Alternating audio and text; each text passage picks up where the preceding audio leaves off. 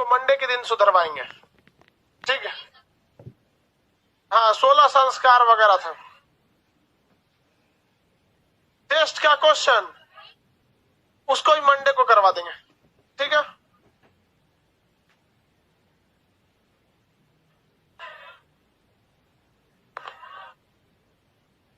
एक टेस्ट का एक क्वेश्चन छूटा है।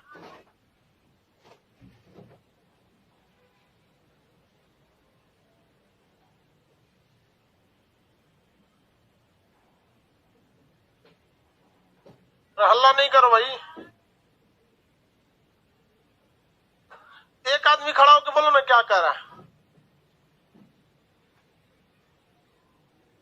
इधर आओ, यहाँ आके बोलो।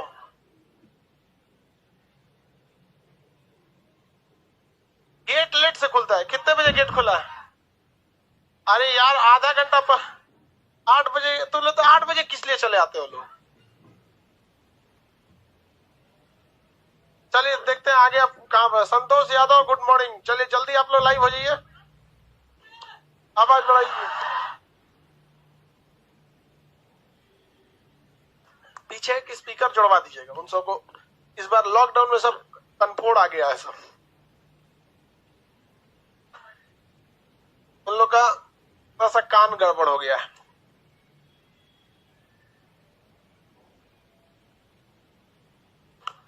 चलिए लाइव में सब लोग आ गए। ये बीच वाला क्या चीज लगा के रखते हैं? इसको काटने दीजिए, हटाइए यहाँ पे मिनिमाइज करके बीच में।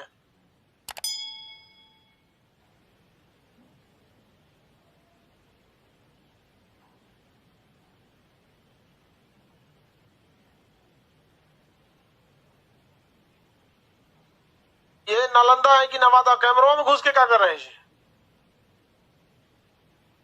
चलिए वो स्टार्ट करते हैं। हम लोग कल कहाँ तक पढ़ाए थे? थोड़ा सा मटेरियल में मिसप्रिंट है, उसको मंडे के क्लास में बताएंगे। सब लोग बैठिए जल्दी जल्दी यहाँ पर। मंडे के क्लास में मटेरियल में कुछ मिसप्रिंट है, उसको समझा देंगे। और जो टेस्ट लिए थे उसका डिस्कशन भी मंडे के क्लास में करा देंगे। समझ में क्या? सामने देखो अंकल जी, तुझे लेट से मत आया कर, सबका ध्यान भटक जाता है। चलिए ध्यान दीजिए। आगे देखते हैं हम लोग कल के क्लास के। तो आगे लेकर चलते हैं। हिंदू धर्म में कितने संस्कारों की चर्चा? मनुस्मृति में विवाह की कितने प्रकार की चर्चा? लड़का की शादी की आयु, लड़की। आगे देखते हैं हम लोग। देखिए हिंदू धर्म शास्त्र में जो संस्कार होते हैं वो बहुत पहले से शुरू हो जाते हैं। मतलब जन्म के पहले ही क्या हो जाते हैं? संस्कार शुरू हो जाते हैं। सबसे पहला होता है गर्भाधारण संस्कार, जब बच्चा माँ के पेट में आता है तब। उसके बाद धीरे धीरे धर्म संस्कार वगैरह आ जाते हैं। जब 6 महीने का बच्चा हो जाता है माँ के पेट में, तो उसे कहा जाता है कि आप धार्मिक काम को कीजिए, ज्यादा गुस्सा उस्सा मत कीजिए, क्योंकि शास्त्रों के हिसाब से बच्चा जब माँ के पेट में आता है 6ठे महीना में तो सीखना चालू कर देता है। और उसकी महतारी अगर करकराह रहेगी ना, करकराह मतलब समझते हैं, खाली झगड़ा करने वाली, तो लड़कों करकराह पैदा हो जाएगा। इसलिए कहा जाता है जब 6ठे महीना में लड़का हो जाए ना, तो माँ का स्वभाव एकदम शांत रहना चाहिए। उसे जिज्ञासु रहनी चाहिए। कुछ कुछ मैगजीन किताब नहीं पढ़ी लिखी है तो धार्मिक किताबें पढ़िए, आप कुरान पढ़िए, बाइबिल पढ़िए, गीता पढ़िए, ताकि बच्चा सब क्या है वो सीख रहा है। ऐसा कहा जाता है। तो चंद्री वही में झगड़ा करेगी, उसको कहा जाता है भाई जो जो खाने होने का वैसे तो खाने का मन लड़की को तो हमेशा ही करते रहता है। तो उस समय जो जो खाने होने का मन करता है उस पर विशेष ध्यान देना चाहिए। समझ आ रहा है कि नहीं आ रहा है?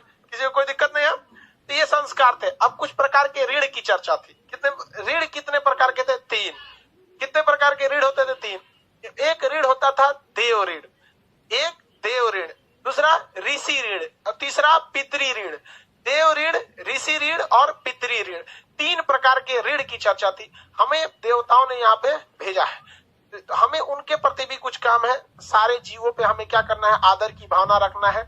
किसी निर्जीव को मतलब मान के चलिए कोई मुंह से बोल नहीं सकता, जानवर ज्यादातर मुंह से कहाँ बोल सकते हैं अपनी पीड़ा को, उसके प्रति भी हमें क्या रखनी है भैया? आदर की भावना रखनी है। ऋषि ऋण, ऋषि का मतलब क्या होगा भैया? उस समय गुरु जी जो होते थे वो भी तो एक तरह के ऋषि थे। आज ना फिजिक्स केमिस्ट्री आ गया है, लेकिन उस समय सब थोड़े था। तो एक तरह का ऋषि ऋण था। तो हमारे प्रति भी आप लोग हमारा भी एक ऋण लेके रखें। यहाँ हम आपको पढ़ाते हैं सीरियसली, तो आपके प्रति मेरे प्रति आपका भी कर्तव्य है कि भाई हम जो आपको मेहनत से पढ़ा रहे हैं तो आप मेहनत से पढ़िए ना। ये आपका भी क्या है? कर्तव्य। पितृ ऋण, आपको अपने माता पिता के प्रति भी अपना एहसानमंद होना है। देखिए माता का भी ऋण है, पिता का भी ऋण है, लेकिन हमारा समाज मातृ सत्तात्मक ना होकर कौन सा सत्तात्मक है? पितृ सत्तात्मक है। पितृ सत्तात्मक होने की वजह से हम लोग थोड़ा सा पिता को महत्व ज्यादा दे देते हैं, तो उनके प्रति भी हमारा और आपका कर्तव्य बनता है। देखिए ध्यान से, लाइफ में हमेशा कुछ ऐसा काम कीजिए ताकि माँ बाप का नाम आपसे रोशन हो सके। बचपन में ना मेरी प्रिंसिपल मैडम थी, क्रिश्चियन स्कूल में पढ़े थे, सीबीएसई बोर्ड। पूरे सीबीएसई बोर्ड में थे, अब पूरे बोर्ड में अकेले काला हम थे। तो वो हमें एक बात बहुत बचपन, आज से लगभग 1997-98 में एक बात बोली थी। उस वक्त हम लोग छोटे थे बहुत। तो बोली थी कि बेटा देखो, तुमको अगर अपनी पहचान बतानी है ना, तो अपने पिता का सहारा लेना पड़ता है। सबको इस समाज में अपने पिता का सहारा लेना पड़ता है। हमें अपनी पहचान बतानी है। कौन है? जैसे आप गांव में जाते हैं, अपनी पहचान क्या बताते हैं? पिता का नाम बताते हो। तो कहती थी कि बेटा तुम लोग ऐसा काम करो ना कि आने वाले 10-20 साल बाद जब तुम बड़े हो, तो जब तुम्हारे पिता को अपनी पहचान बतानी पड़े ना, तो उन्हें अपने पिता का सहारा ना लेना पड़े, बल्कि अपने बेटा का सहारा लेना पड़े कि मैं इनका पिता हूं। तो आप भी याद रखें, आज आपको इतना कामयाब होकर रहना है। मान के चले आप बहुत बड़े अधिकारी बन गए, तो आपके पिताजी आपके दादाजी का नाम बताएंगे, कोई नहीं पहचानेगा। लेकिन अगर आपका नाम बताएंगे, आप अगर सक्सेस रहेंगे तो सब लोग पहचानेंगे। अरे अरे बैठे बैठे बैठे बैठे, समझ में? चाय पानी पीजिए। ऐसा काम कीजिए कि माँ बाप का गर्व से सीना चौड़ा हो जाए, कॉलर बाप का एकदम ऊंचा हो जाए। लेकिन लड़का लड़की क्या करेगा? पटना आएगा, उसको प्रेम हो जाएगा, भाग जाएगा, हो गया। इससे भी बाप का नाम होगा, कहेगा हमारी बेटिया भागल थी। अच्छा आप ही है ना, बैठे बैठे लात जूता दे रहे इनके। ये सब चीजें भी थोड़ा सा ध्यान रखना, ये आपका कर्तव्य बनता है। ये ये क्या है? ऋण है। तो ऋण कितने प्रकार के? 3। कौन कौन भैया? देव ऋण, ऋषि ऋण, पितृ ऋण। देव ऋण, ऋषि ऋण, पितृ ऋण। आप सबको भाई पितृ ऋण चुकाना है, बहुत जरूरी है ये सब समाज के। तभी आप क्या हो सकते हैं? आगे जाएंगे। इसके बाद पुरुषार्थ की बात। टोटल कितने पुरुषार्थ? 4। पुरुषार्थ का अर्थ ये नहीं होता है कि मतलब पुरुष ही है तो पुरुषार्थ रहेगा। पुरुषार्थ का मतलब होता है कि आप योग्य हैं या नहीं है। तो पुरुषार्थ कितने प्रकार के? 4। पहला पुरुषार्थ धर्म। पहला क्या है? धर्म। आपको धार्मिक काम, धर्म का मतलब ये देखो भाई, सबसे बड़ा क्या चीज है? हमारे एजुकेशन सिस्टम में कुछ गलती दे दी गई और जो हम लोग उसे मान के बैठ गए। धर्म मतलब हिंदू मुस्लिम नहीं होता है यार। धर्म मतलब होता है कर्म। जैसे मान के चलिए, अगर हमारे पिताजी कहें कि तुम, सपोज कीजिए मेरे पिताजी कहते हैं कि तुम पटना जाओ, माताजी कहते हैं तुम पटना मत जाओ, तो उस स्थिति में हम क्या कहेंगे? हम तो धर्म संकट में फंस गए, मतलब हिंदू मुस्लिम में फंस गए। नहीं बोलते आदमी, मतलब अगर आपको कुछ अजीब चीज हो जाता है तो आप कहते हैं यार धर्म संकट में फंस गए। धर्म का मतलब होता है कर्तव्य। धर्म सेंस क्या है? कर्तव्य। वो तो हम लोग को लड़ाई झगड़ा करना था ना, दंगे फसाद होते कैसे अगर धर्म को हिंदू मुसलमान में नहीं बांटते? तो कैसे हो जाता है? तो धर्म का मतलब क्या होता है? कर्तव्य। समझ में आ गया कि नहीं? तो यही होता है आपका धर्म संकट। तो कहा गया है कि धर्म ये पुरुषार्थ का पहला गुण है कि आपको कर्तव्य के प्रति निष्ठावान रहना है, चाहे कोई भी रहे, आपको कर्तव्य का पालन एकदम बेहतरीन ढंग से करना है। तो ये आपका पहला पुरुषार्थ होता है। अब हम जैसे हमारा क्या है भाई, अब जैसे हर व्यक्ति का अपना अलग अलग धर्म, धर्म का मतलब समझ में आ गया? कर्तव्य। हमारा कर्तव्य क्या है? आपको टाइम से पढ़ाएं, अच्छे से समझाएं ताकि आपको छोटी सी छोटी चीजों को समझ में आए। किसी भी तरह का भेदभाव न करें। ऐसा नहीं कि हमारा कोई रिश्तेदार आ जाएगा तो क्या अलग से कुर्सी दे देंगे। दिया कल को हमारा रिश्तेदार आया था, जमीन पे बैठा था, देखते फोन किया था मामा जी को कि भाई सीढ़ी पे अटके हुए हैं हम। तो ये हमारा क्या चीज है? धर्म चीज है। ये आपका भी धर्म है, आपका अलग धर्म है। कौन सा आपका अलग धर्म भैया? आपका धर्म क्या है? पढ़ाई का करने का है। सबका अलग अलग है। कभी कोई भेदभाव होता है? नहीं होता। लड़की लोग के साथ भी कोई भेदभाव नहीं होता। कौन सा भेदभाव होता है? सबसे बड़ा भेदभाव आपके साथ यही होता है कि आप लोग का कभी पेट नहीं भर सकता है। जीवन में कुछ आप लोग लेट से आइएगा, आपको गेट खोल दिया जाता है। कोई लड़का लेट से आए बिना पिटाए नहीं जाएगा। आप आइएगा तो आगे एक स्टाफ रहता है, पीछे एक स्टाफ रहता है। बाकी लड़का कुचा जाए, फूट जाए, कुछ हो जाए, कोई मतलब नहीं। ये आप लोग के साथ भेदभाव होता है। आप लोग का आई कार्ड कभी छूट भी जाए, सर चैन दीजिए, स्टाफ छोड़ दे यार, चलो जा दे दो, लक्ष्मी है। और लड़कों के साथ आई कार्ड छूट गया, अरे बैला कहीं का कैसे छोड़ दिया रे, भाग यहाँ से, ये भेदभाव होता है। सबसे बड़ा भेदभाव आपके दिमाग में सेट है यहाँ पर। अब कौन चीज करेगा आदमी? आप लोग के लिए लिफ्ट लगवा दे, दूर देगी सब लिफ्ट लगवाएंगे तो वैसे भी सबसे ज्यादा मतलब इज्जत भारत में कहीं, जिस रेलवे लाइन ट्रेन के टिकट पे 200 लोगों की लाइन लगी रहेगी, उसमें एगो लड़की औरत जाएगी, लेडीज टिकट पटना से पाकिस्तान तुरंत मिल जाता, उसके बाद वो भेदभाव चाहिए, है कि नहीं? देखिए बात समझिए ध्यान से, औरत की जिंदगी में कभी तकलीफ पुरुष की वजह से नहीं आता है। औरत का दुश्मन बन के बैठी है, ये वास्तविकता है। भले वो दोष डालती हैं पुरुषों पे। एक औरत को अगर लड़का नहीं होगा ना, तो कोई भी पुरुष उसको नहीं ताना मारने जाएगा कि तू बांझ है, लेकिन उसी की ननद, उसकी भौजाई, उसकी पड़ोसन, यही से तो तोरा एक को लड़का ना दिले भगवान, ले हाँ, बदनाम होता है पुरुष। बेचारा पुरुष तो बेचारा हर तरह से पिटाता है, सोचा तो भाई ध्यान से समझते हैं। तो पहला पुरुषार्थ क्या है? धर्म। पहला धर्म का मतलब अपना धर्म बजाते रहे, नहीं कर्तव्य। हर व्यक्ति का अपना एक कर्तव्य है, समझ क्या? जैसे ये देखिए, ये लाइट है, इसका धर्म क्या है? मतलब लाइट को ग्लो करना, बढ़ाना। और अगर इसका लाइट खराब हो गया तो ये अपना पुरुषार्थ खो दिया। कलम देखते हैं, कलम लिखते हैं, हर देखिए निर्जीव में भी अपना उसका धर्म है। कलम का काम है लिखना, बेहतरीन ढंग से लिखना। कबो कबो कलम का नारा उखड़ जाता है तो मतलब अजीबे चलता है छोड़ छोड़ के, तो उसने अपना पुरुषार्थ खो दिया। तो व्यक्ति की अहमियत तब तक है जब तक उसके अंदर पुरुषार्थ, समझ में आ गया कि नहीं? महिला के अंदर भी पुरुषार्थ, उसको सिलाई बिनाई कढ़ाई खाना वाना बनाने आना चाहिए, समझ में गया? लेकिन आजकल महिला अपना धर्म चीज खो दी है, केवल ब्यूटिशियन जानती है। क्या जानते हो? ब्यूटिशियन खत्म का। समझ में? पहला पुरुषार्थ धर्म, दूसरा अर्थव्यवस्था, पैसा भी बहुत बड़ा चीज है। लॉकडाउन ने बहुत बड़ा सिखा दिया है। सोच रहा पैसा है, ये आपके साथ ऊपर तक नहीं जाएगा, लेकिन जब तक है आपको नीचे गिरने नहीं देगा। इसलिए इसमें साफ कह दिया गया। इसीलिए ना कहा जाता है कि भारत की संस्कृति बहुत महान है। सोचिए कब का ये बात बोला गया है, मतलब आज से 2000 साल पहले बोला गया। कर्तव्य पालन कीजिए, तनी पैसों पे ध्यान दीजिए। क्या है? अर्थ। कौन सा? अर्थ ये चीज है। तीसरा क्या चीज है? काम का मत देखिए, काम सेंस जो होता है ना, वो सेक्सुअल डिजायर को हिंदी भाषा में क्या कहा जाता है? काम। एक किताब भी है काम सूत्र, इसमें क्या है? सेक्सुअल डिजायर की चर्चा है। वो पुरुषार्थ में ये भी बहुत बड़ा एक पुरुषार्थ होता है, काम। अब ये बायोलॉजिकल अगर आप देखेंगे तो इसके बायोलॉजी में पढ़ाया जाता है आप लोग को। जब रिप्रोडक्शन चैप्टर होता है बायोलॉजी में, तो सेक्सुअल डिजायरमेंट फीमेल में ज्यादा होता है मेल के तुलना में। अब भाई मेल से फीमेल में सेक्सुअल डिजायर क्या होता है? ज्यादा होता है भाई। अब ये टॉपिक जो होता है ना बायोलॉजी में चला जाता है, इससे बैलेंस रख के चलना चाहिए, वरना यही होगा कि भाई दोनों में आपस में क्या होगा? झगड़ा लड़ाई होगा। अब कोई महिला थोड़े कहेगी ससुरा तू गिरा है, वो बेचारी कहियो नहीं ना सकती है। वो क्या कहेगी उसको? इतना पुंसा कर तू बेचारा, वो खुदे बदनामी होगा उकर। तो बेचारा अब वो क्या करेगी? तो मने मन गुस्सा लेगी, पानी मांगेंगे, पानी दो तो साला पी लो ना। तो भाई ये पुरुषार्थ है।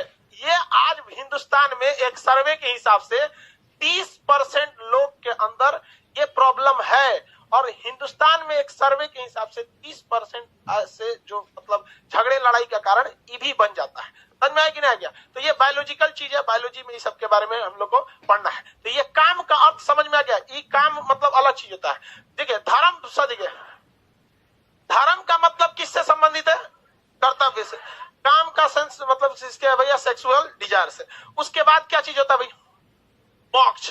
मोक्ष का अर्थ क्या हो गया भैया? सारा मोह माया छोड़ के अब भगवान में लीन हो जाइए भैया। अब हम आने वाले हैं, वेटिंग कंफर्म हो जाए, यहाँ पर लीन हो जाइए भगवान। तो ये चार कितने हैं? पुरुषार्थ। चार पुरुषार्थ की संख्या। पहला कौन सा है? धर्म। दूसरा काम, मोक्ष। ये चारों है तो आपके अंदर क्या चीज है? पुरुषार्थ। क्या है? पुरुषार्थ। तो ये एक देव भी थे, कामदेव, ये वहां पे ये सब पुरानी कथाओं में है सब चीज। तो आगे आप लोग को समझ में आ गया होगा, आप लोग को पुरुषार्थ। अब जीवन में हर चीज का सबको पीडीएफ नहीं मिला भाई, जब एप्लीकेशन वाले लड़के पीडीएफ आगे का ब्लैक है, अभी वहां तक पहुंचे ही नहीं, जब पहुंचेंगे तो बता देंगे। इंग्लिश का पीडीएफ डाल दीजिएगा, उससे बोलिएगा इंग्लिश कन्वर्टर को डाल दे। आगे बढ़ते हैं, इंग्लिश पीडीएफ के लिए बड़ का कमेंट लिखता है सर, सीबीएसई बोर्ड वाला भी है सर इसमें। चलिए आगे देखते हैं। अब जीवन के नाम, भारत की संस्कृति के हिसाब से जीवन को 4 भागों में बांटा गया है। कितने भाग में? 4। जिन 4 भाग को जीवन में बांटा गया उन्हें हम लोग क्या कहा है? आश्रम। क्या कहा गया? आश्रम। आश्रम। क्या कहा गया भैया? आश्रम। जीवन को कितने भाग में बांटा गया?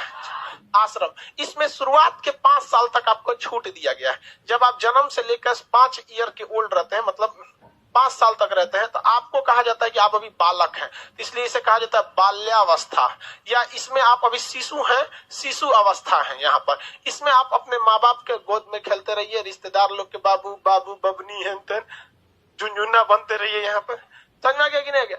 लड़कवन को ससुरन को ज्यादा नहीं खिलाना चाहिए, नहीं तो वह भेड़ा हो जाता है। सब देखते हैं अजीब टाइप का हो जाता है, उन सबको ज्यादा नहीं, 5 साल बहुत हो गया। लेकिन भाई यहाँ तो लोग का अगर घर में अकेले लड़का हो तो कुछ जो जमाने ले आदमियों को खिलाता है तो ये वाला अवस्था किसी काम का नहीं है। इसके बाद भारत में अवस्थाओं को, यानी जीवन के स्टेज को 25-25 साल के गैप में क्या कर दिया गया है? डिवाइड किया गया है। सबसे पहला है स्टूडेंट लाइफ, जिसे कहते हैं ब्रह्मचर्य जीवन। कौन सा? ब्रह्मचर्य जीवन। ये ब्रह्मचर्य जीवन कब से आएगा भैया? 5 साल से 25 साल तक। इसमें वो क्या रहता है? स्टूडेंट रहता है, यानी शिक्षा को ग्रहण करता है और लाल पीला हरा के चक्कर में नहीं रहता है। इसी को कहा जाता है ब्रह्मचारी। जिसको लाल पीला हरा से मतलब नहीं रहता है उसे क्या कहते हैं? ब्रह्मचारी। जैसे योगी आदित्यनाथ जी ब्रह्मचारी, मोदी जी भी बाद में ब्रह्मचारी हो गए, शादी ब्याह तो खैर उन्होंने किया। हनुमान जी ब्रह्मचारी के सबसे बड़े, समझा गया कि नहीं? अरे हमरा ब्रह्मचारी नहीं रहना है, हमरा ब्याह होने वाला बकलोल कहीं का अरे याद तो हनुमान जी का कभी नहीं हुआ शादी ब्याह, वो ब्रह्मचारी थे। हमरा ब्रह्मचारी नहीं रहना है, बकलोल कहीं का चलिए ध्यान से देखते हैं आगे। देखो भाई, पहला क्या था? ब्रह्मचारी जीवन। ब्रह्मचर्य जीवन, ब्रह्मचर्य जीवन में 5 से कितने साल तक? 25 से 25 साल। इसमें आपको क्या नहीं करना है? लाल पीला हरा नहीं करना है। इसमें फुल फोकस किस पे करना है? शिक्षा पे करना है, पढ़ाई लिखाई पर। पहले इसलिए भारत में स्टूडेंट को पढ़ने के लिए गुरुकुल में भेज दिया जाता था। वहां केवल क्या थे? गुरु जी रहते थे, वहीं पर वो गुरु जी का सेवा करते थे, खाना पीना खुद बनाते थे, गुरु जी को भी खिलाते थे, और इस तरह से रहते थे। तो पहला काल कौन सा हो गया? ब्रह्मचार्य। अब दूसरा क्या हो गया भैया? घर में आ जाएंगे तो गृहस्थी देखेंगे। गृहस्थ, अरे कैसे लिखा है? आए लिखा गया यहाँ पे गृहस्थ। 25 से 50 गृहस्थ जीवन। इसमें वो क्या रहता था भैया? शादी विवाह कर लेता था, बाल बच्चे होते थे, बाल बच्चों की परवरिश करता था, बाबू भैया झुनझुना खिलाओ है। तो इसमें क्या कहता था भैया? वैवाहिक जीवन को बिताता। वैवाहिक जीवन और परिवार में लगा रहता था, परिवार कल्याण में। अपना परिवार तक कितना में रहिए, यहाँ पर अपने परिवार कल्याण में लगे रहिए। उसके बाद आता था आपका सामाजिक दायित्व, जिसे कहा गया वानप्रस्थ जीवन। कौन सा जीवन? वानप्रस्थ जीवन। कौन सा? वानप्रस्थ जीवन। वानप्रस्थ जीवन 50 से कहां तक था? 75 तक। इसमें ससुरा वो दूर को काम करता था, परिवार का भी ध्यान देता था और समाज का भी ध्यान देता था। सामाजिक ध्यान भी देता था, पारिवारिक भी ध्यान भी देता था वानप्रस्थ जीवन में। वानप्रस्थ एक ऐसा जीवन था जिसमें व्यक्ति परिवार के साथ भी रहता था, फैमिली को भी देखेगा, फिर समाज में जाके पंचायती करेगा, केकर पतो ना है, केकर लड़का बदमाशी कर रहा है, कहाँ भैंस, केकर भैंस का खूंटा कहाँ ठोकाएगा। गांव में ये सब पंचायती होता है। नाली हेलने से नहीं हेलने से होगा, खिड़की खोल दिया वो पट्टी कहीं, तो अलग अलग टाइप का पंचायती काम करना है। और साथ ही साथ क्या करना है? अपने घर में भी आके रहना है। तो अपने घर में भी आके पंचायती कीजिए, उधरों पंचायती कीजिए। 75 साल के जब हो गए तो अब जीवन आपका बेस्ट बिफोर में चले गए, मतलब अब आप एक्सपायरी डेट में जा रहे हैं, इंश्योरेंस खत्म, वैलिडिटी सब खत्म। अब जितना दिन घिंचा जाएंगे चलते जाइए वहां पे। तुमसे कहा गया सन्यासी। क्या कहा गया? सन्यासी जीवन। कौन सा जीवन? सन्यासी। 75 से लेके जब तक मरेंगे नहीं तब तक यहाँ पे। अब इसमें क्या करिएगा भैया? सन्यास ले लीजिए, भगवान किस में लग जाइए, वन में चल जाइए, तपस्या में विलीन हो जाइए, भगवान आ रहे हैं हमारे अपने पास, एकदम बढ़िया से व्यवस्था रखे रहिएगा। ये व्यवस्था इतनी बेहतरीन थी ये भारत में, इसलिए भारत आगे चला गया, इसलिए भारत क्या हो गया, आगे चला गया। जबकि अगर आप इसके उलट देखिएगा, भारतीय संस्कृति के उलट, तो अगर इस्लामिक उसमें जाइएगा तो कहते हैं लोग कि भाई साहब जो आप यंग एज में भगवान की पूजा आराधना करते हैं ना, उसी का ज्यादा वैल्यू है।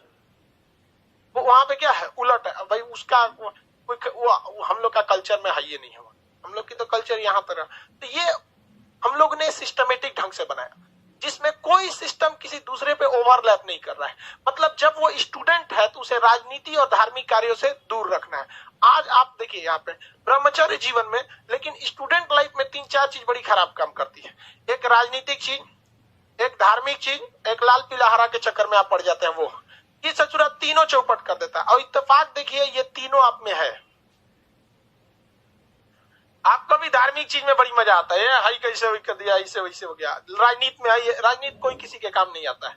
आप अगर सफल हो जाएंगे, किसी की भी सरकार रहेगी, आप सफल रहेंगे। अंबानी जो है, अडानी जो है, टाटा, बिरला, महिंद्रा, ये मनमोहन सिंह के समय भी सबसे आगे थे, मोदी जी के समय में सबसे आगे रहे, हमेशा ये लोग आगे रहे। तो हमेशा याद रखिएगा, बलि हमेशा बकरे की दी जाती है, शेर की नहीं। चाहे वो किसी का कार्यकाल, किसी का शासन रहे, किसी भी पार्टी का रहे। अगर बकरी बन के रहेंगे तो सबके शासन में कटेवे करेंगे, इसलिए क्या बन के रहिए, शेर। शासन किसी का रहे यहाँ पे। तो ये आपने देख लिया कितने अवस्थाएं थी, 4। कितनी, 4। छूट कब दिया गया था, बाल्यावस्था या शिशु अवस्था, 0 से कितने साल तक, 5 साल तक। स्टूडेंट लाइफ 25, 5 से 25। इस समय गुरुकुल में बालक रहता था, ब्रह्मचर्य का पालन किया करता था। उसके बाद गृहस्थ, कौन सा, गृहस्थ के बाद वानप्रस्थ, वानप्रस्थ के बाद संन्यास। अब कभी एग्जाम में आप जाएंगे ना, तो हो सकता है आपसे एक गलती हो जाए। वहां पर बाल्यावस्था जो हम यहाँ आपको पढ़ाए हैं, 0 से 5, ये यहाँ पे तक ठीक रहेगा। 5 से कहां तक दे देगा, वो 24 कर देगा। 5 से क्या कर देगा, 24। और इसके बाद फिर 25 से 50 49 उठाएगा। इसमें थोड़े ना कंफ्यूजन होना है, वो ओवरलैप से बचा रहा है। जबकि हमारा हिसाब से देखिए, यहाँ भी 25 है, यहाँ भी 25 है। तो हम भाई आप लोग को पढ़ाना है, आप समझ जाएंगे। आप यही कह देंगे कि 5 से 24, अब फिर 25 से 49, याद करने में दिक्कत होगा कि नहीं होगा। तो आप उतना आप ऑप्शन देख के नहीं मार लेंगे, वहां पे आराम से मार सकते हैं वहां पे। अब इसके बाद हम लोग देखते हैं महाकाव्य के बारे में। किसके बारे में, महाकाव्य। महाकाव्य बहुत ही बड़ी रचना को क्या कहा जाता था, महाकाव्य कहा जाता है। बहुत ही बड़ी रचना को महाकाव्य, बहुत बड़ी रचना को महाकाव्य कहा जाता था। इसमें 2 सबसे प्रमुख महाकाव्य हैं। एक महाकाव्य का नाम रामायण, दूसरे का नाम महाभारत। महाकाव्य कितने, महाकाव्य कितने, 2। कौन कौन, महाकाव्य। पहला महाकाव्य भैया रामायण। रामायण, रामायण किसने रचना किया भैया, किसने, वाल्मीकि, महर्षि वाल्मीकि। वाल्मीकि, वाल्मीकि में ऐसे रहेगा ना, अंदाजे कभी कभी सही हो जाता है, कभी गलत हो जाता है। वाल्मीकि जी ने महाभारत रामायण की रचना किया। प्रारंभ में इसमें श्लोकों की संख्या जो थी 12,000 थी, लेकिन बाद में इसमें कितना हो गया, 24,000। कितने हजार हो गए, 24,000। ठीक है। रामायण के जो खंड है, क्या है, खंड है, उन्हें क्या कहा जाता है, वर्ग वगैरह नहीं बोलते हैं, हाँ, कांड कहा जाता है। क्या कहा जाता है, कांड। रामायण में कितने कांड है, 7 गो कांड है रे भैया। कितने कांड है, 7। रामायण के भाग को, जो रामायण में कितने भाग, भाग बोले तो लेसन, रामायण में एक तरह का लेसन समझिए। देखिए उस आज के चीजों से मिला लीजिएगा तो समझने में आसानी होगा। हम भाग पढ़ाते रह जाएंगे, समझ, लेसन बोलेंगे तुरंत समझ में आएगा। कितना लेसन है, 7। इसके लेसन को क्या कहा जाता था, कांड। क्या कहा जाता है, कांड। कितने कांड है, 7। अब इसमें 2 ही चीज पूछता है, सबसे बड़ा कांड कौन सा है, युद्ध कांड। सबसे बड़ा कांड युद्ध कांड। और सबसे महत्वपूर्ण कांड कौन सा है, सुंदर कांड।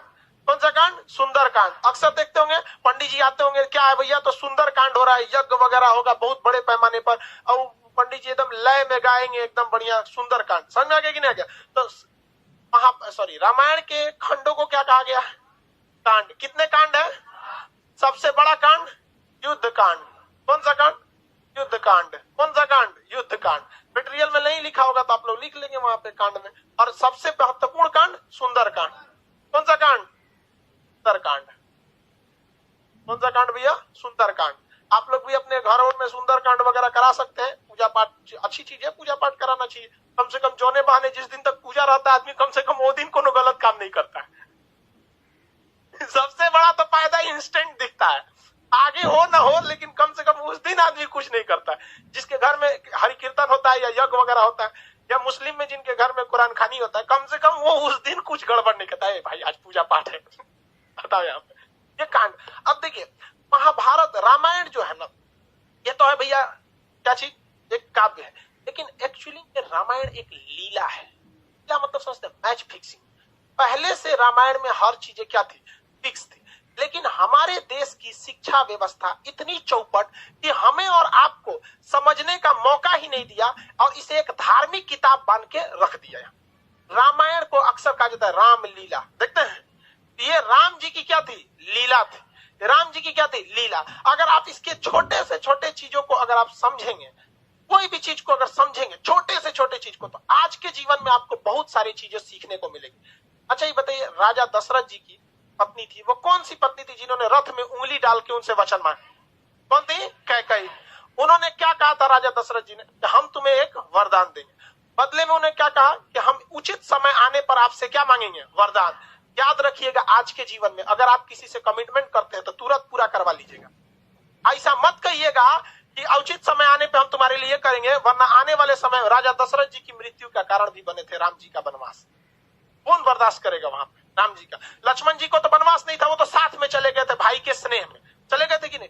तो ये आप इसका ध्यान रखिए। ये क्या चीज था? ये आने वाले कलयुग के लोगों को दिखाने के लिए एक प्रेरणा की स्रोत थी। देखिए आज उन सबको पता था भगवान जी को आने वाले समय में एग्रीमेंट वगैरह बहुत होगा, बिजनेस आगे जाएगा, जीएसटी वीएसटी, तो कैसे खुल के थोड़े बोलेंगे कि एग्रीमेंट में ऐसे मत करना। वो दिखाया गया था कि इस लीला को समझिए और अपने आने वाले जीवन में 100-200 साल, हजारों साल बाद आप इस जीवन में याद रखिएगा कि अगर आप किसी के प्रति एहसानमंद है तो उसका एहसान तुरंत चुकाइए। उसको अगर फ्यूचर पे टालेंगे तो हो सकता है कि आपको ऐसा जगह आके चोट देगी, फिर आपको भी काम खत्म हो जाएगा। यहाँ पे अभी याद रखेंगे, यहाँ पे आप इस रामायण में बहुत सारी चीजों को देखेंगे जो आज के वक्त में आपको अपने जीवन में बहुत काम देंगे। जब लक्ष्मण जी हिरण को ढूंढने गए थे, वो एक क्या किए थे? लक्ष्मण रेखा खींचे थे और सीता जी से क्या कहते कि सीता जी आप इसके बाहर नहीं जाइए। सीता जी कभी नहीं जाती उसके बाहर, कभी नहीं जाती। यदि रावण साधु का वेश नहीं बनाया होता तब। तो ये क्या संदेश देना चाहता है कि हर साधु के वेश में समझा आया हुआ व्यक्ति सन्यासी नहीं होता है। कलयुग के वेश में अगर कोई भी आपका साधु बन के आता है तो हो सकता है कि वो आपके लिए लक्ष्मण रेखा पार कराने के लिए आया है। इसलिए आंख बंद करके भरोसा नहीं कीजिएगा, क्योंकि सीता जी जैसी जब वो भगवान की पत्नी जब धोखा खा सकती है तो हम जैसे तुच्छ मानव लोग की औकात कौन सी औकात है हमारी। और आज भी देखिए आपको तांत्रिक लोग किसी किसी नाम पे आपको ठगेंगे।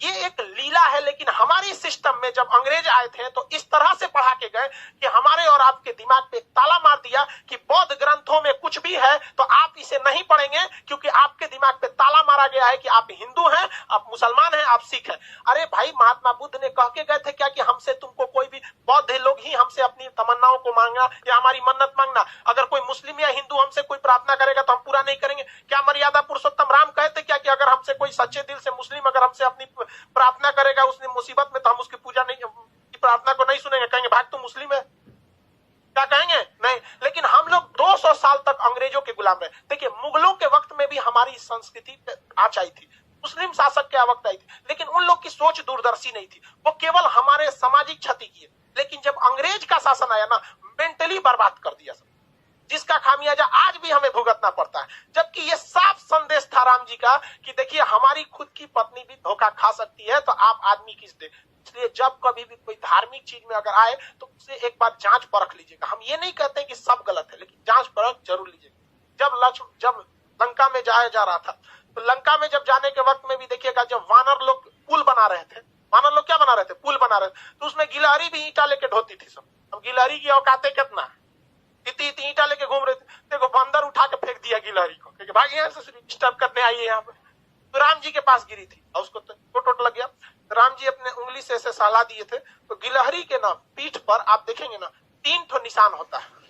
गिलहरी के पीठ पर 3 निशान होता है। तो ये कहा गया कि राम जी का ये क्या है, निशान है। और राम जी ने अपने जीवन का सबसे बड़ा उपदेश उस बंदर को बुला के दिए थे, वानरी सेना को। कहते इधर आओ, सबका क्लास लिए थे, चलो सब लोग यहाँ मारा कैसे मारते। और उन्होंने, राम जी घुसियाने वाले नहीं थे, लक्ष्मण जी इतनी भड़कीले टाइप के थे, नाके काट दिए सुपने खा।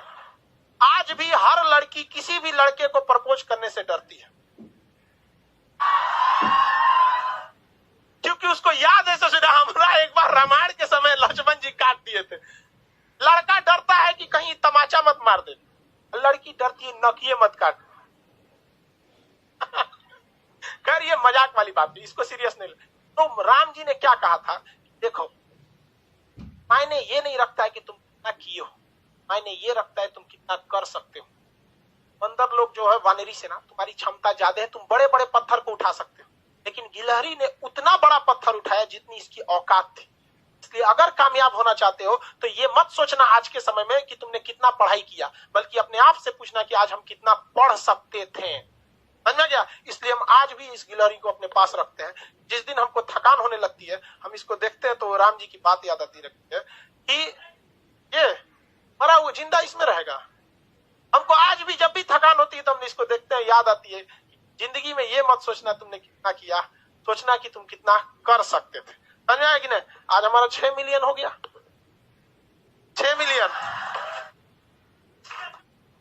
आज कल ही हो गया था, रात में हो गया था कल ही। आप हम सोचे बताया। चलिए अब मेन टाइम पे आते हैं यहाँ पे। तो पहला आपने ये देख लिया, उसके बाद आपने देखा कि लक्ष्मण जी को क्या लग गया था, तीर लग गया था। और शक्ति बाण के नाम से वो तीर था, बहुत खतरनाक, उसमें मंत्र वगैरह था। पहले के समय में तीर खतरनाक नहीं थे, मंत्र खतरनाक थे।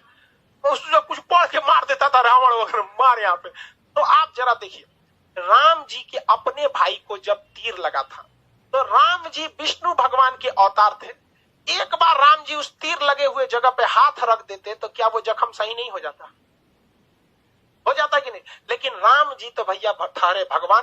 उन्हें पता था कि आने वाले कलयुग में बहुत सारे ऐसे तांत्रिक घूमने लगेंगे जो कहेंगे कि मर्यादा पुरुषोत्तम राम ने जो मंत्र पढ़ा था, मैं उसी मंत्र को पढ़ के आपके AK-47 का गोली लगाए साफ कर देंगे, बिच्छी काटा है साफ कर देंगे, सांप काटा है साफ कर देंगे। इसलिए राम जी अपने भाई को तड़पते हुए छोड़े और कहे हनुमान जी को कि जाइए आप हिमालय से संजीवनी बूटी लाइए, जो हनुमान जी को दिखाता है कि यदि समय रहते अगर आप मेडिकल सुविधा ला सकते। आज के समय में अगर आप देखेंगे, मजाक में सेंस में ना लेंगे तो आज के समय में वो एम्बुलेंस को दर्शाता है। आप इसे मजाक के सेंस में ना लेंगे तो आज के समय में एम्बुलेंस को दर्शाता है और मेडिकल दवाओं को दिखाता है कि अगर आपको कोई तकलीफ है तो आप तुरंत जाइए डॉक्टर के पास, देर मत कीजिए और दवाइयां लाइए। वरना राम जी को क्या, आपको क्या लगता था राम जी के पास शक्ति ना है? अरे भाई साहब, बड़का बड़का लीला करके यहाँ पे जो दिखाता है। लेकिन आज के समय में हम लोग, क्योंकि भारत अंग्रेजों को पता था कि भारतीयों का शास्त्र में ऐसा चीज है कि अगर ये सचुरा पूरा अच्छा से जान जाएगा सब ना, तो हमारे इंग्लैंड को पीछे छोड़ के चल जाएगा। लेकिन उन्होंने इस चीज को दबा दिया, रामायण को केवल किताब रख दिया, न कि उसे केस स्टडी में बता दिया। जबकि हार्वर्ड, ऑक्सफोर्ड जैसी यूनिवर्सिटी में ये सब चीजों को केस स्टडी पे पढ़ाया जाता है कि देखो राम जी ने क्यों नहीं उस चीज को सही किया, क्योंकि इसका 800 साल 200 साल 1000 साल बाद क्या असर पड़ेगा। उस ससुरे हमरे किताब पढ़ के आगे बढ़ गए सब, हम लोग को थरिया थमा दिया, तू रामायण पे लड़, तुम महाभारत पे लड़, हम हिंदू तुम मुसलमान, तुम सिख तुम ईसाई। लेकिन आज भी हम लोग नहीं समझते इस चीज को, आज भी आप लोग समझिए इस चीज को। और दूसरा देखिए, आप आगे हर चीज को अगर आप देखेंगे, बहुत सारा चीज रामायण महाभारत उसमें देखेंगे आप, रावण मारा गया क्यों?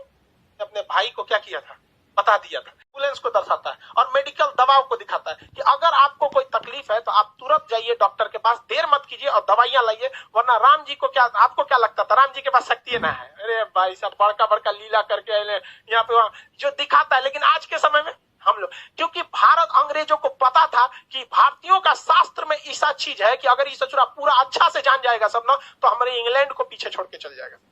लेकिन उन्होंने इस चीज को दबा दिया, रामायण को केवल किताब रख दिया, न कि उसे केस स्टडी में बता दिया। जबकि हार्वर्ड, ऑक्सफोर्ड जैसी यूनिवर्सिटी में ये सब चीजों को केस स्टडी पे पढ़ाया जाता है कि देखो राम जी ने क्यों नहीं उस चीज को सही किया, क्योंकि इसका 800 साल 200 साल 1000 साल बाद क्या असर पड़ेगा। उस ससुरे हमरे किताब पढ़ के आगे बढ़ गए सब, हम लोग को थरिया थमा दिया, तू रामायण पे लड़, तुम महाभारत पे लड़, हम हिंदू तुम मुसलमान, तुम सिख तुम ईसाई।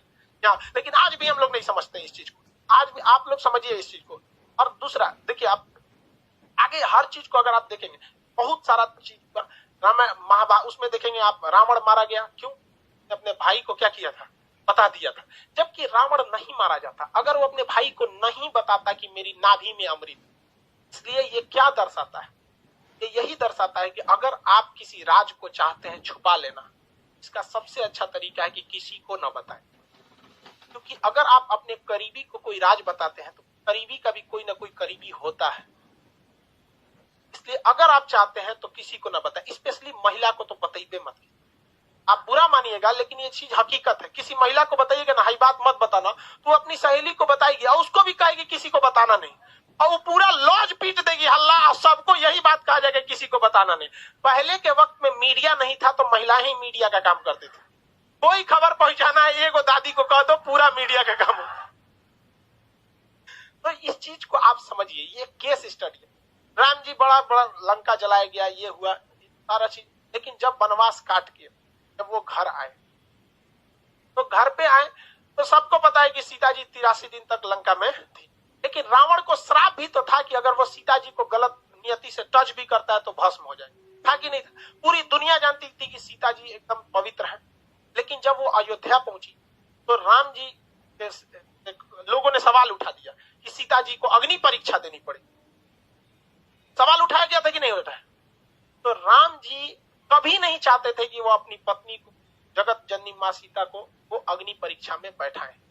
लेकिन समाज में आकर उन्होंने कहा कि अंतिम 90% लोग को विश्वास है कि सीता जी क्या है, एकदम पवित्र है। इवन कि अशोक वाटिका में रावण रखा था तो उसके अंदर भी बहुत ज्यादा इंसानियत थी। और कहा भी, मतलब एक रावण के, बहुत से लोग रावण की इंसानियत को भी कहते हैं और कहते भी है कि सीता जी को पवित्र लौटाया गया था। तो ये राम जी की मर्यादा, राम जी की बहादुरी तो थी ही, लेकिन इससे कहीं ज्यादा रावण की इंसानियत भी थी। और जो दशहरा के दिन रावण को जलाते हैं तो एक कोटेशन आता है, ये रावण भी बोलता है, मुझे आग लगाने वालों जरा ये बताओ इस भीड़ में राम कौन है। लेकिन हम लोग दशहरे में उस रावण को जलाते हैं। हकीकत देखिएगा तो उससे नीच और आदमी आज हम लोग बन के बैठे। हम लोग से कहीं ज्यादा इंसानियत उस रावण में था उस वक्त।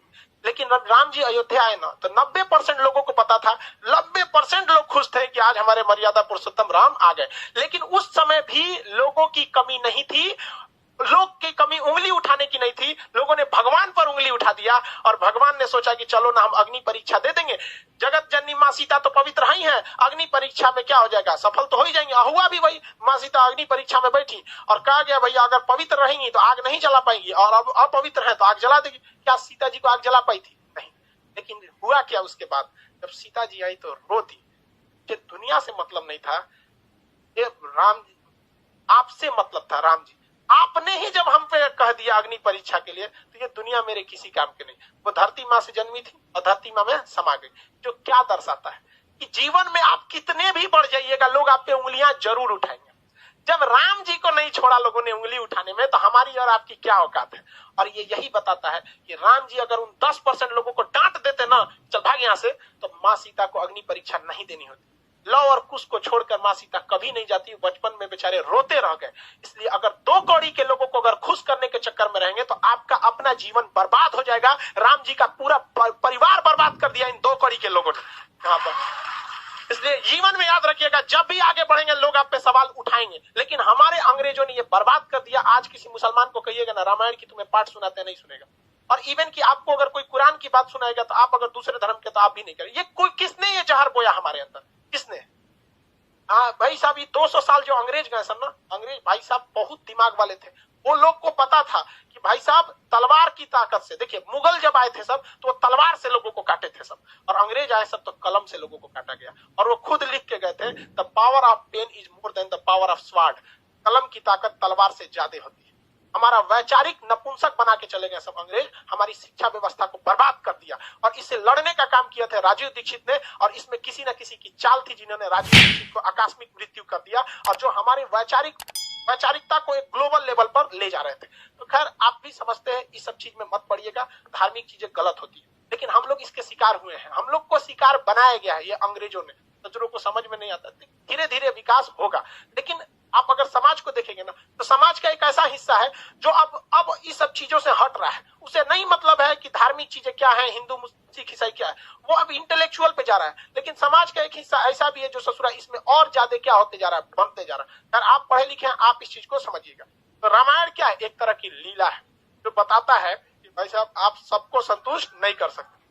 बेहोश हो गया क्या कोई? अभी के समय में मोदी जी सबको बना रहे हैं। देखिए बाबू, आप ध्यान से समझिए, ऐसा नहीं है, बैठिए।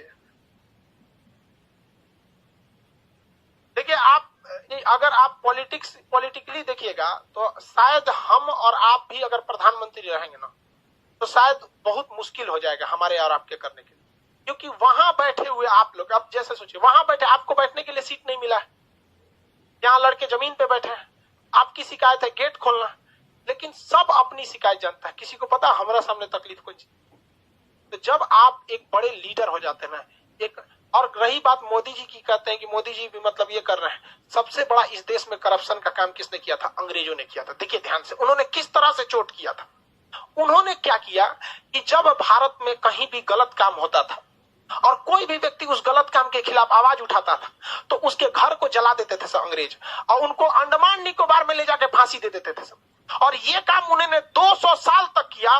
200 साल में 4 पीढ़ियां आ जाती है, क्योंकि एक पीढ़ी व्यक्ति की लगभग 50 मानी जाती है कि 50 साल के बाद आदमी किसी काम का नहीं रह जाता है। तो 4 पीढ़ियों के अंदर अंग्रेजों ने थोड़ा थोड़ा स्वीट पॉइजन देते गए कि तुम गलत के खिलाफ आवाज मत उठाओ, मत उठाओ, मत उठाओ, तुम्हारा घर तोड़ दिया जाएगा, घर जला दिया जाएगा, फांसी दे दिया जाएगा, जेल डाल दिया जाएगा। 4 पीढ़ियों के बाद जब हमें आजादी मिली, तो हमारे अंदर वो डीएनए में ये डर घुस चुका है। हमारे सामने हमारे गांव का 2 कौड़ी का मुखिया नाली बनाता है तो उसमें 12 का सीमेंट का मसाला डालता है, लेकिन हम आवाज नहीं उठा पाते हैं। अगर हर गांव से आवाज उठने लगे तो किसी के बाप की औकात नहीं जो गलत काम कर सके। करप्शन तो हम लोग बढ़ाते हैं, हमें डर है।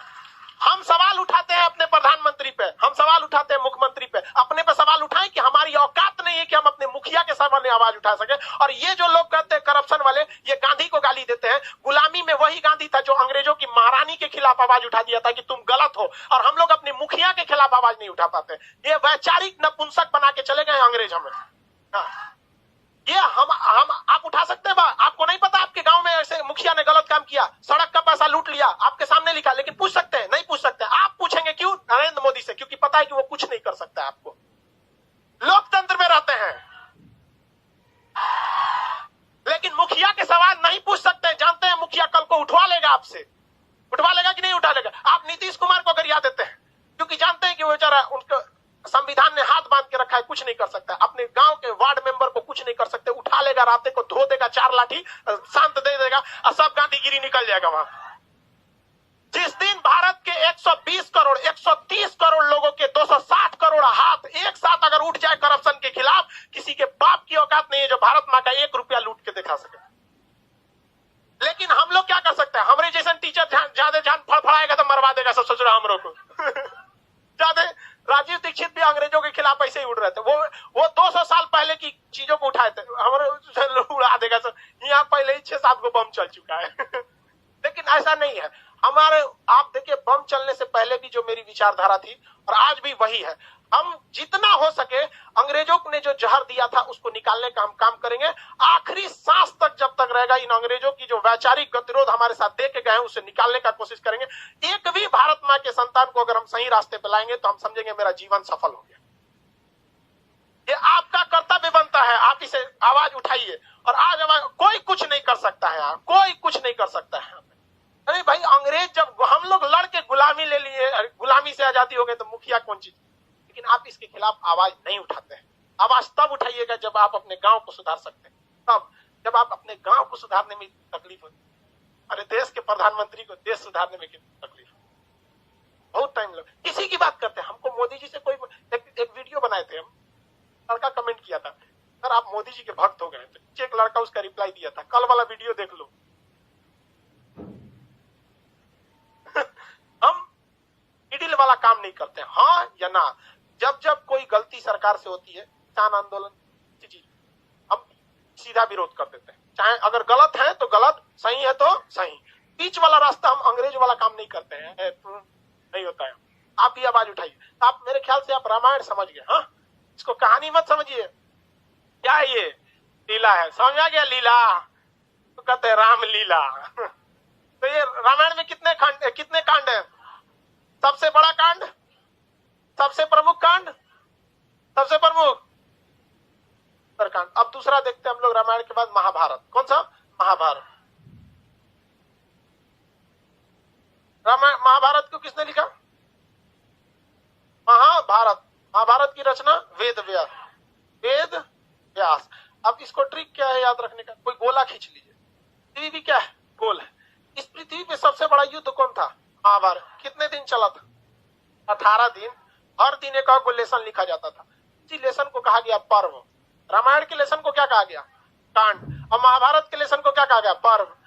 हर एक दिन क्या चीज है? एक पर्व है। कितने दिन युद्ध चला था? 18 दिन। तो कितने पर्व होंगे? टोटल कितने पर्व होंगे? 18 पर्व। अब देखिए पृथ्वी हो गई, इस पे सबसे बड़ा युद्ध महाभारत। इस पृथ्वी किसी गोले का सबसे बड़ी रेखा कौन सी खींच सकते हैं? व्यास। सबसे बड़ा क्या खींच सकते हैं? व्यास। क्या महाभारत से बड़ा युद्ध संभव है पृथ्वी पे? क्या व्यास से बड़ी रेखा संभव है? नहीं। देखिए ये भी अपने आप में सबसे बड़ा महाभारत, और व्यास भी अपने आप में सबसे बड़ा। समझ में गया?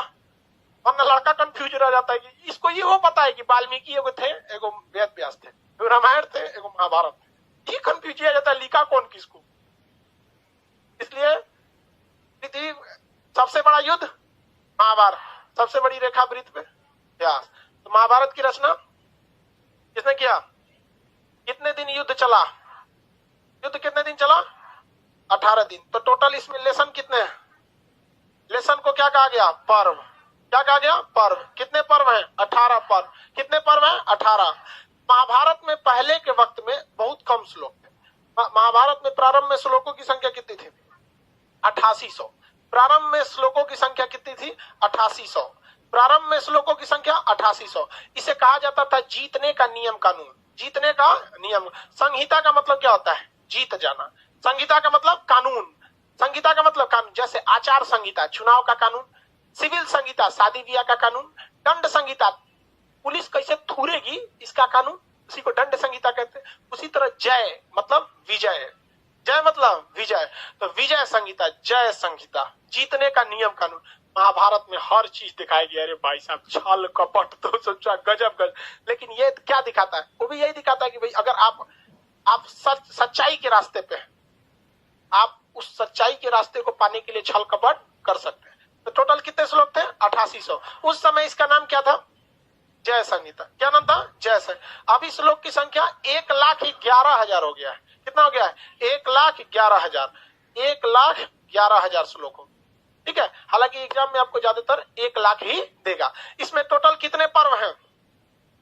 टोटल पर्वों की संख्या 18। युद्ध कितने दिन चला? कितने दिन? 18 दिन तक युद्ध चला था। सबसे महत्वपूर्ण पर्व कौन सा है? भीष्म पर्व।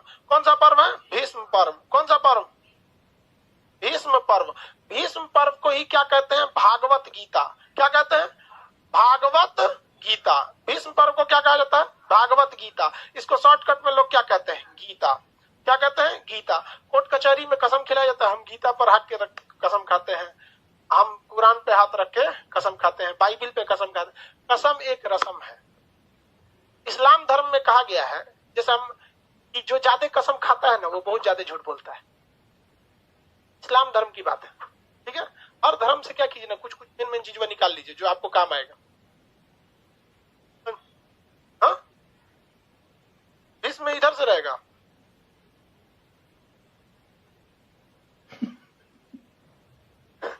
उसको मात्रा कम लग रहा था, अब खुश और बना दे। चलिए ध्यान दे, मात्रा को गोली मारी यहाँ पे। भीष्म पर्व समझ में आ गया? सबसे महत्वपूर्ण पर्व कौन सा है? भीष्म पर्व। भीष्म पर्व में क्या होता है भैया? भागवत गीता कहा जाता है। इसी को हम क्या कहते हैं? गीता। इसमें है क्या एक्चुअली में? अगर आप ध्यान से देखेंगे ना, अगर बहुत गहराई से, तो आपको ये समझ में आएगा ना, गीता एक क्वेश्चन बैंक है। गीता एक क्वेश्चन बैंक है। जब अर्जुन जी को कोई समस्या आई है, पीछे बैठे थे उनके सारथी बन के कौन? कृष्ण भगवान आराम से समझा रहे थे। हाँ, कृष्ण, राम जी नहीं, कृष्ण भगवान। हाँ वो सारथी थे, वो आगे बैठे थे। तो मतलब वो उनको क्या कर रहे थे, गाइड कर रहे थे कि भाई देखो अर्जुन, ऐसे ऐसे टेंशन मत लो, मरणम मंगलम यत्र यभूतिश्च यभूषणम कौपीनम यत्र कौशयम साकाशिकीय नीते बंधनम मरणम वापी जयो वापी पराजय उभयत्र समो वीर, वीर भाव ही वीरता। मतलब क्या, नहीं समझा तुम लोग? कोई बात नहीं, मत समझो तुम।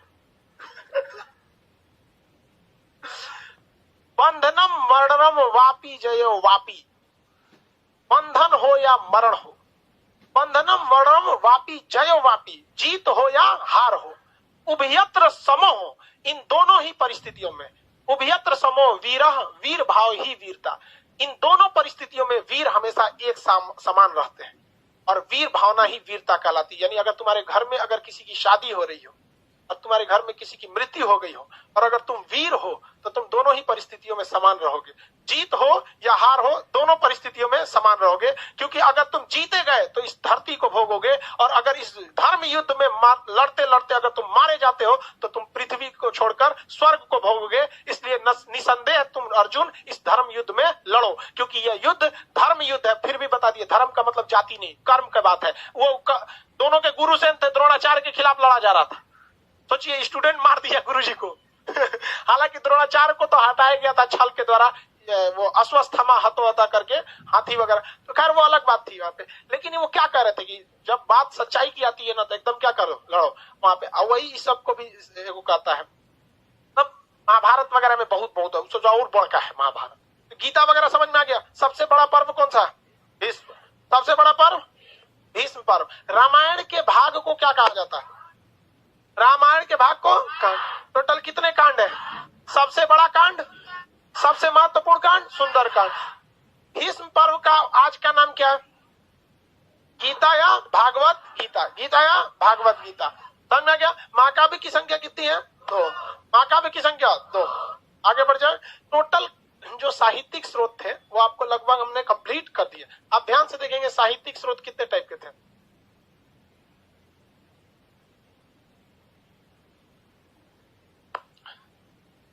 साहित्यिक स्रोत कितने टाइप के थे?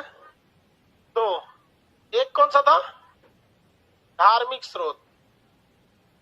एक गैर धार्मिक। गैर धार्मिक, गैर धार्मिक का आपको पीडीएफ मिल गया, एप्लीकेशन वालों को नहीं दिया गया है शायद, उसको याद से दे दीजिएगा। सैटरडे संडे आप लोग से गैर धार्मिक किताबों में हम टोटल ज्यादा नहीं 15 क्वेश्चन पूछेंगे। टोटल 15 इसमें से सवाल पूछेंगे, आप लोग को डाल देंगे बाबू पीडीएफ ध्यान से, जैसे हम क्लास से खत्म होता। तो गैर धार्मिक में क्या था? मेगास्थनीज वगैरह की किताबें थी। धार्मिक में 3 धर्म था। धार्मिक में 3 कौन कौन सा? जैन, बौद्ध और गैर, और ये ब्राह्मण। बेसिकली यही ना था जी ब्राह्मण ग्रंथ। भाई सबसे भयानक कौन सा था? ब्राह्मण ग्रंथ। बड़ी जब जाते थे लोग भैया वेद, उसके बाद उपवेद, उपवेद, उपवेद के बाद वेदांग, आरण्यक। इस पुस्तक के आरण्यक नहीं है। हाँ, अर्थवेद, उपवेद, वेदांग, आरण्यक। आरण्यक उपनिषद, पुराण, स्मृति साहित्य, महाकाव्य। सबसे प्रमुख स्मृति साहित्य कौन है? हाँ, वेदों की संख्या। गंधर्व वेद किस वेद का उपवेद है? गाना गाते हैं लोग ना, सामवेद। वेदांग की संख्या 6। व्याकरण की सबसे प्रमुख किताब अष्टाध्यायी, अष्टाध्यायी। आरण्यक कहाँ लिखा गया था? जंगल। उपनिषद का अर्थ क्या होता है? गुरु के समय। वेदों का वेद किसे कहते हैं? 5वां वेद। स्मृति साहित्य जो थी 36 थे। टोटल कितने थे? पुराण की संख्या। उपनिषद मान्यता प्राप्त कितने हैं? ऐसे उपनिषदों की संख्या 108। आरण्यक 3। अर्थवेद का आरण्यक नहीं में। वेदांग 6, उपवेद 4। वेद, हर वेद के ज्ञाता थे। एक और छूट गया, ब्राह्मण ग्रंथ। ब्राह्मण ग्रंथ, ब्राह्मण ग्रंथ भी था। टोटल इतने हो गए, सब समझ आ गया। हम आपको सुधरवा देंगे मंडे के। आज के क्लास में इतना ही। अब हम लोग वैदिक काल में शुरू करेंगे। अब एंट्री हो गई हम हिस्ट्री में। अब अभी तक तो स्रोते पढ़ रहे थे, कहाँ क्या चीज है, सब मिला जुला था। अब एंट्री किसमें हो गई? हिस्ट्री में। अगला क्लास कल कब करेंगे?